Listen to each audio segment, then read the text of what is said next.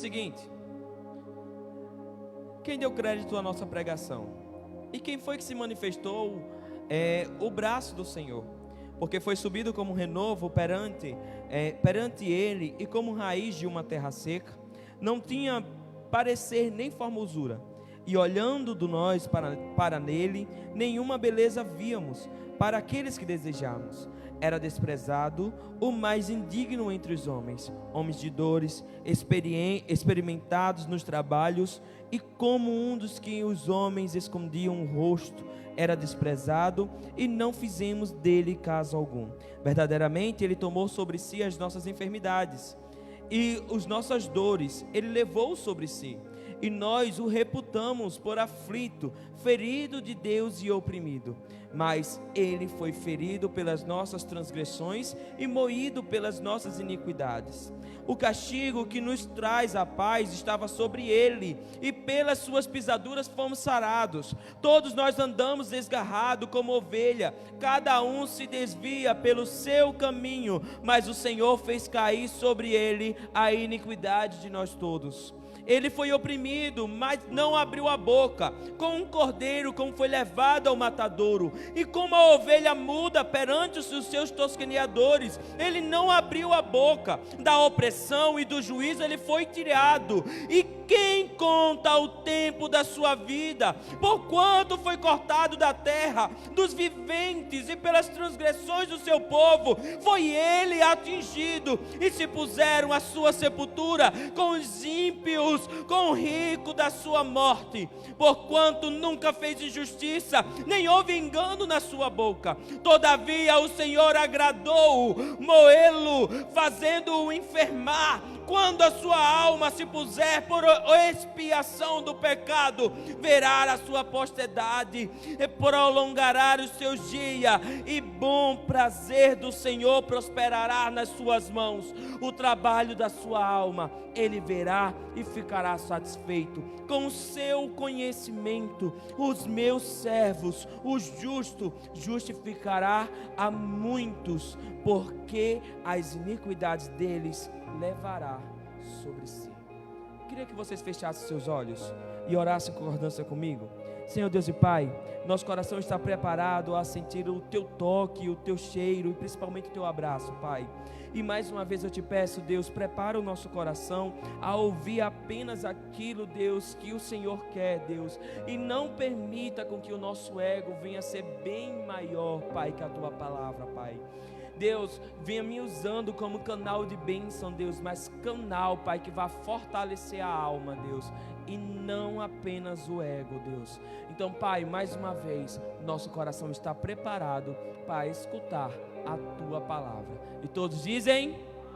E todos dizem? Aplauda o nome do Senhor Jesus.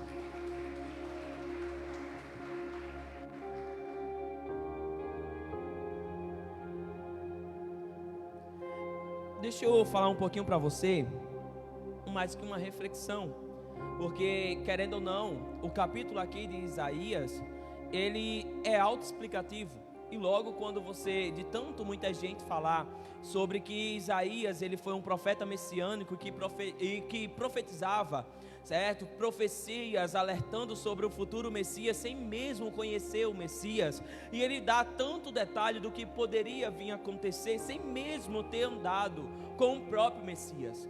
Mas ele se torna um profeta à frente do seu tempo, principalmente por 3 fatos. Primeiro, pelo fato do seu chamado, e segundo, pelo fato que o Senhor o escolheu, e terceiro, pelo fato que ele aceitou. Primeiro, porque o último fato ele anula todos os outros. O Senhor ele pode lhe escolher, você pode ter o chamado, mas você mesmo pode se auto-rejeitar. Nós sabemos que o chamado do Senhor, ele está lá, o Senhor fez, porém, você pode acatar ou não, ou seja, você pode aceitar ou não. Nós vemos isso muitos exemplos diante da Bíblia. Você pode lembrar até mesmo de Jonas, porque Jonas teve o chamado, mas ele decidiu não cumprir com o seu chamado. Depois que o Senhor fez provar, colocou ele à prova, aí sim ele aceitou o seu chamado, mas mesmo assim o chamado do Senhor ele foi cumprido. Nós devemos saber o seguinte: O Senhor, Ele não depende de pessoas para cumprir alguma coisa, mas as coisas dependem do Senhor para ser cumprida. Quer um dos exemplos? Sabe a rainha Esté, que vocês conhecem ela como própria rainha? Sabe o que foi que Mardoqueu falou para ela? Ela disse assim: olha, Esté, você acha que só porque você está dentro do palácio, você está isenta de tudo que pode acontecer? E por isso eu posso dizer que se os judeus que tanto clamam ao Senhor, se você não se levantar a favor dele, então você será morta. E Deus certamente levantará outro para julgar o seu povo. Mardoqueu, o homem que criou Esté, o homem que colocou, foi um dos princípios que colocou Esté diante do palácio. Ele começa a confrontar a própria Esté, dizendo o seguinte: olha, se você não fizer aquilo que era para ser feito quando você foi colocado no palácio, Deus certamente irá matar você, porque você descumpriu aquilo que era para ser feito. E Ele levantará outra pessoa que irá fazer o chamado do Senhor. Então vocês entendem que Deus, Ele não precisa de pessoas para cumprir alguma coisa. Quando Ele estava querendo dizer que Esté certamente iria morrer, era consequências daquilo que ela iria fazer. Por isso que ela se alertou e olhou e pensou que o fato dela estar no palácio não foi simplesmente para ser um mérito dela, mas foi principalmente para cumprir o seu chamado. Nada além disso, de que cumprir o chamado do Senhor. Não foi para poder mostrar beleza, não foi para poder mostrar que está vestindo roupas boas, mas foi para exaltar o nome do Senhor Jesus. E a partir do momento que ela recusar isso, o Senhor estava dizendo: roupas eu tiro, palácio eu tiro, e certamente você irá cair. Você não está onde você está para se vangloriar, você está onde você está para glorificar o nome do Senhor Jesus.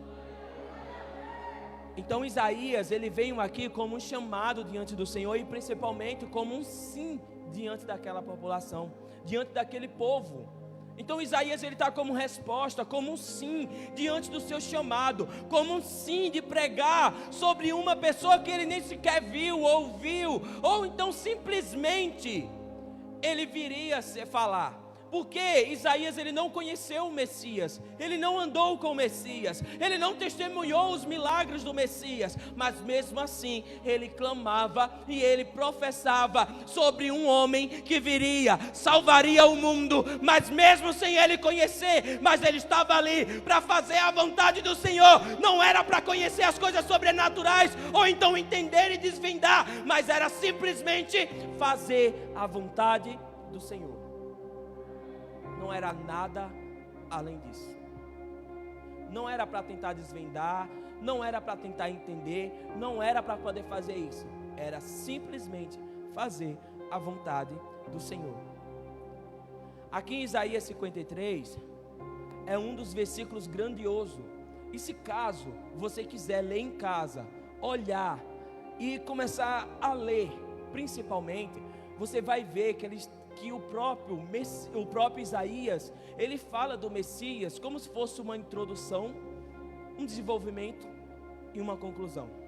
E a conclusão, ele não termina principalmente na morte do próprio Jesus. Sabe por que eu estou falando que não termina na morte de Jesus? Porque ele não quer que o pessoal tenha a imagem de Jesus, Jesus pregado diante de uma cruz, mas ele quer a imagem de Jesus ressurreto, e principalmente de um povo que entendeu a mensagem da cruz e que está professando a glória do Senhor Jesus. É o Deus ressurreto, é o Deus que causa resultado, é o Deus que um dia curou, é o Deus que cura, é o Deus que está aqui. Porém, aqui, se caso você for ler o versículo, o capítulo 53, você vai começar a ver como se fosse um roteiro de alguma história. Quem já participou do teatro, ou então do conjunto que é do teatro, sabe que todos os teatros, todos que passam, sabe que existe um roteiro. talvez você, quando viu algum tipo de encenação, talvez você não percebeu que uma das pessoas erraram, ou então na questão erraram sua fala, erraram no momento de entrar. Por quê? Porque tudo isso são ensaios, são coisas que são feitas, e a gente já coloca suposições. E se a gente esquecer isso, o que é que nós vamos falar? E se der errado o som, o que é que nós iremos fazer? Porque nós temos que trabalhar com suposições. Porém, nós temos um roteiro. Quando não se tem um roteiro, tem algo chamado de briefing. O que é isso? É como se eu, enquanto roteirista, eu estou dando uma ordem para quem vai atuar e o que é que ele tem que fazer. Então aqui, diante de Isaías 53, é exatamente isso. É um roteiro da vida do próprio Messias. E principalmente, sabe o que torna isso tudo sobrenatural? É principalmente porque Isaías não andou com Jesus, mas mesmo assim, ele traz detalhes que só poderia falar quem andava com Jesus. E sabe o que eu entendo com isso? Eu entendo que Isaías, ele era, acima de tudo, um homem colado com o próprio Deus. Você não entendeu? Eu estou falando aqui de Isaías, um homem que tinha contato direto e tinha identidade verdadeira diante de Deus. Não era qualquer pessoa, era um homem que estava dizendo: Deus, eu não sei o que o Senhor quer falar para a população, mas eu vou falar. Eu não sei o porquê o Senhor me chamou, mas eu vou fazer. É um homem simplesmente, ele sabe ao Deus a qual ele serve. Sabe o que é? É como se você tivesse uma coisa para fazer, todo mundo está olhando que dá errado, mas você está tão em contato direto com Deus que você sabe que vai dar certo. E você não tem tempo para poder ficar escutando as pessoas que estão do lado e estão dizendo que vai dar errado. Quer um exemplo? É como se a gente estivesse aqui cultuando e tivesse pessoas passando ali na frente: essa igreja vai fechar. E passasse de novo mais uma vez uma pessoa e falasse: essa igreja vai fechar. E surge uma pessoa em meio a 100 e diz: essa igreja vai prosperar. Pessoas passando aqui na frente ou não, mas ela vai prosperar. Sabe por quê? Uma pessoa. O Senhor precisa apenas de uma pessoa que diga: Senhor, eu estou na mesma linha que você e eu creio que vai dar certo. É o apoio. Então, diante disso, para ser bem mais sucinto para vocês entenderem agora o versículo, diante do versículo 2 e 3, ele começa a falar do desprezo que a população tinha com o próprio Jesus. Ou seja, por isso que ele começa dizendo o seguinte: porque ele foi subido como renovo perante a ele, como uma raiz, como uma cerca, não tinha parecendo em formosura, e olhando para nós tinha beleza, e víamos para quem desejamos, e ele era desprezado e indigno sobre os homens. É uma forma de recepção. E logo, quando a gente vai imaginar tudo isso, nós vamos imaginar logo da cena do Calvário. E principalmente, mas deixa eu falar um negócio para você. Se a gente for analisar apenas por esse momento, não dizendo que o que o profeta ele estava profetizando era sobre esse momento, mas nós temos, já sabendo como era a história de Jesus, a gente pode voltar um pouquinho a fita, e agora a gente pode falar como é que o povo olhava principalmente para a pregação do próprio Jesus. Não era uma pregação que todo mundo aceitava, até porque Jesus falava de um tempo que todo mundo deveria se arrepender, mas era de uma forma que tocava na ferida. Por isso que ele não passava a mão na cabeça de ninguém, nem mesmo dos discípulos que estavam do lado dele. Por isso que ele olhava para os discípulos assim: vocês, o que é que vocês vão fazer? A minha palavra incomoda vocês, então volta. Essa era a pregação de Jesus. Deixa eu falar um negócio para você. Falar a verdade causa desprezo diante dos outros. Falar a verdade causa estranheza diante dos outros. Sabe por quê? Nós estamos vivendo em um mundo, século 21 principalmente, em que a verdade agora tem que ser transpassada por mentira. e a mentira tem que ser transpassada por verdade. Aquilo que eu professo que é verdade, ela tem que se tornar mentira pelo mundo. Então, a partir do momento que você professa a verdade, é estranheza para o povo. Então, diante disso, passando um pouquinho mais além, logo depois a gente vê o profeta, ele mostrando o próprio Jesus como um homem que foi servo. Quando ele falava, ele não abriu a boca. E logo eu lembro o seguinte: as pessoas que foram mais exaltadas diante da Bíblia foram todas aquelas que foram feitas de servo.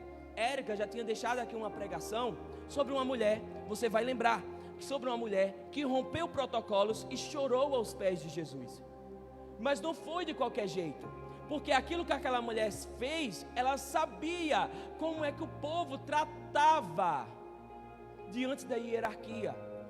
Quando Jesus olhou para ela e viu e se gratificou pela atitude dela, foi porque ela lavou os pés de Jesus, algo que só apenas quem vai morar em uma casa deveria fazer. Quer um exemplo? Se eu vou para uma casa, eu vou para a casa do meu tio e eu vou ficar lá, agora eu não vou ser apenas aquele que vai ser visitante, eu vou ser hóspede. Então eu teria que lavar os meus pés, porque eu estava dizendo, eu vou ficar aqui na casa.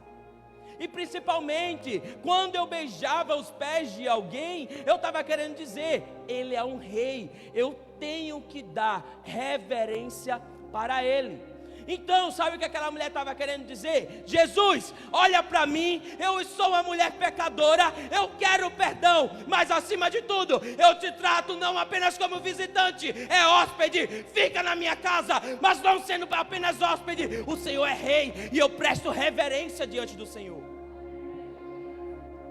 Servo não era qualquer pessoa que lavava os pés do hóspede, e não era qualquer pessoa que beijava os pés do rei. Servo. Quando aquela mulher do fluxo de sangue rompeu a multidão, ela tocou nas vestes do mestre e disse, não quero que ninguém olhe para mim, porque eu já fui curada. E o fato dela não querer, principalmente, que os holofotes venham a ser para ela, ela estava querendo dizer, porque quem foi o dono do milagre foi aquele ali da frente. Eu sou apenas o produto, eu sou apenas o resultado, o dono é ele. Olhe para ele, porque foi dele que saiu o milagre. Não olhe para mim, porque eu sou apenas resultado daquilo que ele pode fazer. Servo. Jesus não foi diferente. Quando ele chegou nos discípulos na ceia e lavou os pés dos discípulos, ele estava querendo dizer, eu sou servo, assim como os outros, eu também sou servo, porque eu vim fazer a vontade do meu Pai. Servo não reclama. Servo, ele está lá disposto a receber ordem e executar a ordem. Servo, ele não está na posição de reclamar ou mandar alguém fazer alguma coisa. Servo, ele está disposto a qualquer coisa. A qualquer coisa é servo. Então, naquela época, existia uma coisa, um ritual. Quando alguém queria que o Senhor perdoasse os seus pecados, existia uma festa. E nessa festa matava um cordeiro, pegava, principalmente moía o cordeiro, quando tirava todo o sangue, pegava uma planta, e quando tinha uma multidão cheia, todo mundo vestido de vestes brancas, ele pegava e jogava. Onde o sangue bater, ali seria sarado todo tipo de pecado. Então, Isaías, ele falava o seguinte, esse homem que vocês não deram crédito, esse homem que foi tão chicoteado, mas foi ele que fez o moer do sangue. É ele que se entregou em uma cruz por cada um de vocês. O que hoje vocês andam em repleta harmonia, hoje como vocês andam como salvos, mas um dia ele levou todos os pecados. Mas deixa eu dizer um negócio para vocês, só para encerrar, para nós irmos para a ceia. Sabe por que eu falei que Isaías ele coloca a questão de do introdução, desenvolvimento e uma conclusão?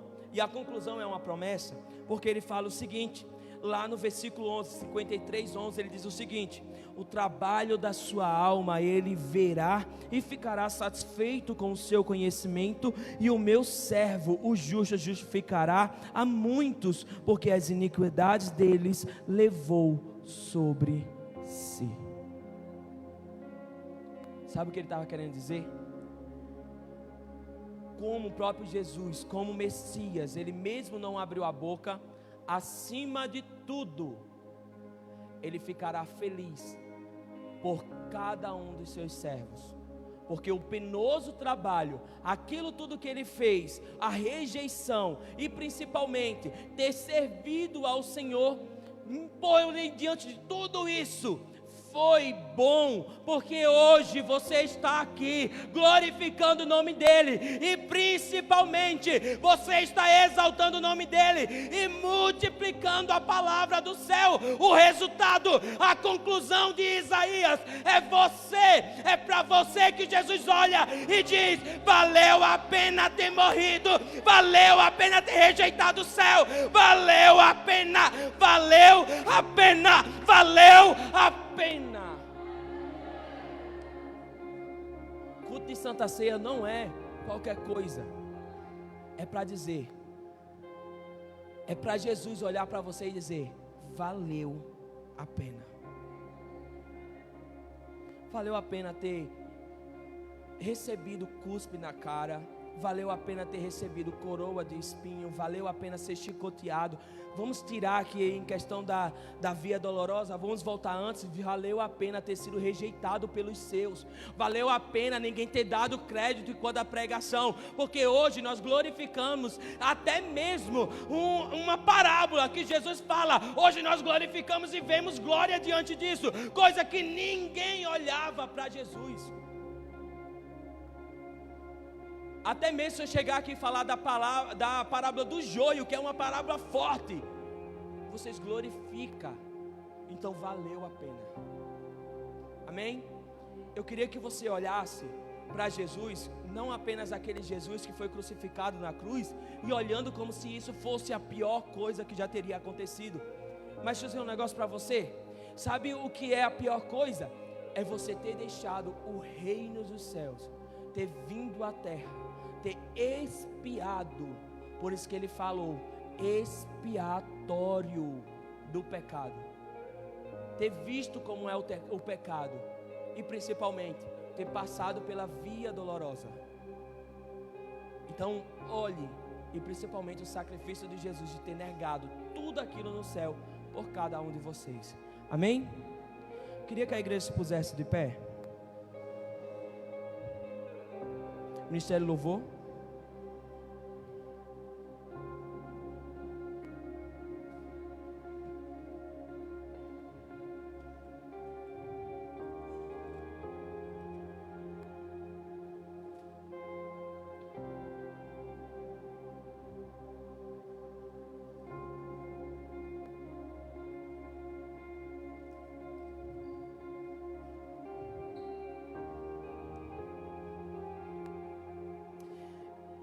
Então, eu sei que a palavra é curta, mas eu queria que você olhasse, principalmente, a questão da Santa Ceia, como uma forma de você se reconectar com o Senhor. Olhe para a Santa Ceia como se fosse uma forma de que Jesus fez tanto por você, e às vezes você faz o mínimo por Ele. Olhe para você mesmo. Examine-se, pois, o homem a si mesmo. Olhe o que você fez. Preste atenção naquilo que você fez. Comece a olhar e dizer assim: Senhor, eu fui tão indigno com o Senhor. O Senhor fez tanta coisa por mim, e às vezes eu não faço o mínimo. Mínimo. Amém? Queria que você fechasse. Pode apagar as luzes? Queria que você fechasse seus olhos antes de ministrar a ceia e chamar os obreiros. Eu queria que você fizesse uma autoexaminação de você mesmo e orasse diante do Senhor. Amém?